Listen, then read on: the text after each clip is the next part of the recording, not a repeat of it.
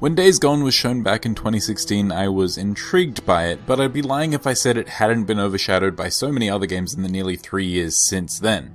It certainly doesn't help that it more or less dropped off the radar for months at a time during its development. But now that it's out, it's time to see how Days Gone stacks up alongside the rest of Sony's first-party library, and to be honest, it's a little rough around the edges in more ways than one. Days Gone takes place in rural Oregon, 2 years into a zombie apocalypse, where all that remains of society are a handful of small settlements amidst the teeming hordes of savage freaks that wander the wilderness. Players control Deacon St. John, a former biker turned drifter who runs jobs for these camps, all while searching for any hope of reclaiming the life that he lost when the world as we knew it ended. The story as a whole is pretty mundane as far as zombie apocalypse fare is concerned, and it's rife with conspiracies and survivors that are just as inhumane as the zombies that roam the world.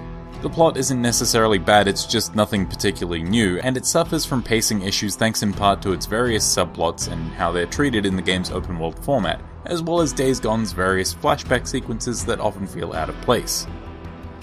To the game's credit, the plot does throw some twists and turns in that are actually pretty surprising, and Deacon himself, while not necessarily the most interesting protagonist, is at least somewhat affable.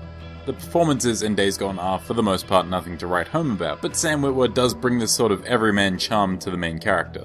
And for the most part, the facial animations in the game are some of its more polished visual elements, though that may not be saying much. That's not to say that Days Gone looks bad by any means, but on a graphical level the game just isn't particularly impressive either, and it's not uncommon for severe texture pop-in, frame rate drops, and other interesting glitches to impact the experience. I will say that the game still manages to pull off a creepy atmosphere at times, whether you're in one of the dark, filthy freak nests, or you're riding through the woods during a stormy night, and these moments can escalate into moments of sheer terror when you're confronted by one of the game's most unique features, its hordes. These massive groups of zombies only come out at night, but they are so huge that it's hard to not be at least a little unsettled by them, even if the game does glitch out and suddenly spawn them out of nowhere while you're looking at them. And as of this moment, any encounter I've had with them either ended with me being swarmed and killed by them, or hopping on my motorbike and hightailing it out of there. I suppose at the end of the day, Days Gone is less about horror than it is about survival. All your resources are limited and will need to be scrounged for every chance you get. Ammo, crafting materials for health and weapons, and even fuel and parts for your motorbike can all run low, leaving you in a rough spot to say the least. Thankfully, Days Gone doesn't lean as far into its survival elements as some recent games, so you won't be worrying about hunger or sleep meters, and the gathering of resources when you start to run low isn't actually all that time-consuming. Ammo can be found easily enough in the back of police cars along the road, of which there are many, and aside from fuel stations, you can refuel your bike with gas cans found randomly near vehicle pileups. It does make for some very tense moments when you're caught out in the middle of nowhere with no fuel at night, forcing you to wander away from your only means of escape. Speaking of which, the bike itself is surprisingly fun to motor around on. The map is large and its roads are winding and full of ramps, both natural and man-made, and the motorbike handles just loosely enough to make drifting around these dirt paths really satisfying. Landing jumps also feels really impactful, though it can leave your bike damaged, which means stopping and fixing it with scrap at some point. Thankfully, you're able to upgrade and customize your bike as you go along, almost from the outset. You can improve its speed, add nitrous, and even increase its durability and fuel storage, meaning less downtime scrounging for bike-related resources later on. When you're not racing your bike through rural Oregon, you'll be spending most of your time either scavenging for resources, as mentioned earlier, or expending them in combat against human survivors and zombie freaks both. The gunplay itself is fairly fun, if a bit basic, and the game offers a wide variety of guns to put to use, but its enemies are a little underwhelming. Gun-toting survivors provide a decent challenge through sheer numbers for the most part, but their AI leaves something to be desired, while the freaks don't really use tactics beyond rushing you and slapping the shit out of you until you die.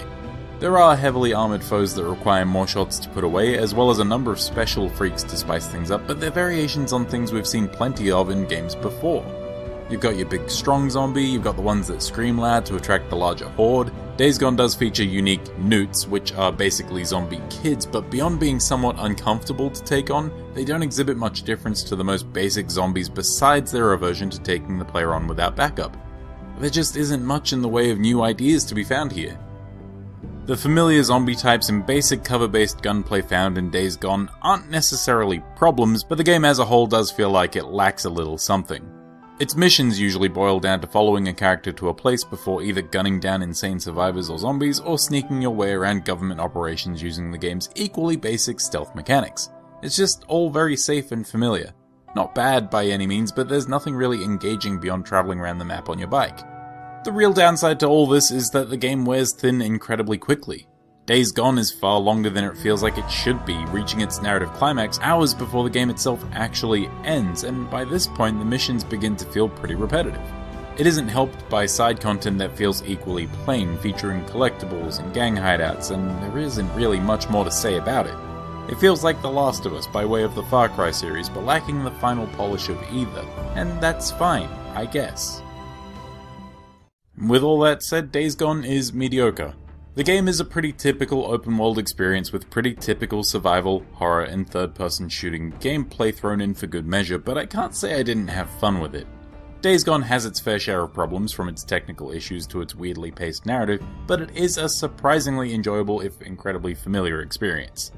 I'd call it a solid checklist game, something that you can switch your brain off and use to de-stress or play while listening to podcasts or something.